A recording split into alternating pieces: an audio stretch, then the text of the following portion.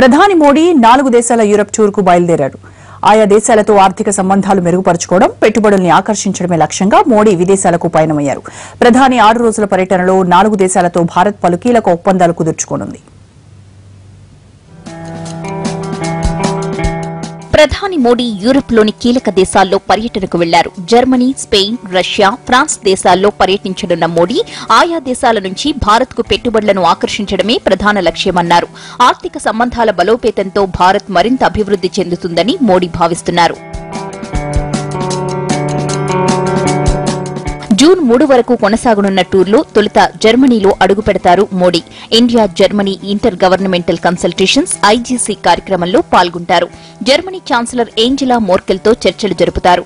వాణిజ్యం, పెట్టుబడులు, భద్రత, ఉగ్రవాద నిరోధం, నూతన ఆవిష్కరణలు, శాస్త్ర సాంకేతిక రంగాలు, నైపుణ్యాభివృద్ది, రైల్వేలు, పౌర విమానయానం, స్వచ్ఛ ఇంధనం, ఆరోగ్య రంగాల్లో 2 దేశాల మధ్య రోడ్ మ్యాప్ ఆవిష్కరించనున్నారు.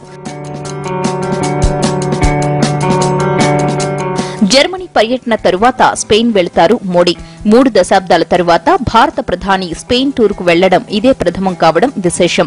ఆర్థిక రంగం బలోపేతం, ఉగ్రవాదం ఎదుర్కొనేందుకు సహకరించుకోవడంపై స్పెయిన్ రాజు, అధ్యక్షులతో చర్చలు జరుపుతారు మోడీ.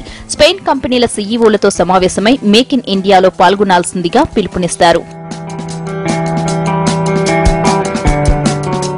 స్పెయిన్ నుంచి రష్యా వెళ్లనున్న మోడీ జూన్ 2 వరకు ఆ దేశంలో పర్యటిస్తారు. రష్యా, భారత్ దేశాల దౌత్య సంబంధాలకు 70 ఏళ్లు పూర్తవుతున్న సమయంలో ఈ టూర్కు మరింత ప్రాధాన్యత ఏర్పడింది.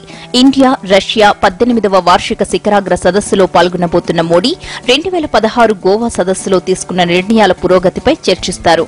ఆ తరువాత మోడీ, పుతిన్ ఇద్దరూ 2 దేశాల పరిశ్రమల సీఈఓలతో సమావేశమవుతారు. జూన్ 2న సెయింట్ పీటర్స్బర్గ్లోని ఇంటర్నేషనల్ ఎకనామిక్ కాన్ఫరెన్స్ లో పాల్గొంటారు. ఇన్వెస్ట్మెంట్ పార్ట్నర్షిప్ లో 9వ స్థానంలో ఉన్న ఫ్రాన్స్ ను వ్యూహాత్మక భాగస్వామిగా అభివర్ణించిన మోదీ ఆ దేశంలో వచ్చే నెల 2-3 తేదీల్లో పర్యటిస్తారు. ఫ్రాన్స్ నూతన అధ్యక్షుడు ఇమాన్యుయల్ మేక్రాన్తో సమావేశమవుతారు. భద్రతా మండలిలో సంస్కరణలు, మండలిలో భారత్కు సభ్యత్వం, ఉగ్రవాద నియంత్రణలో సహకారం, అంతర్జాతీయ సౌర విద్యుత్ కూటమిలో సహకారం తదితర అంశాలపై చర్చలు జరుపుతారు.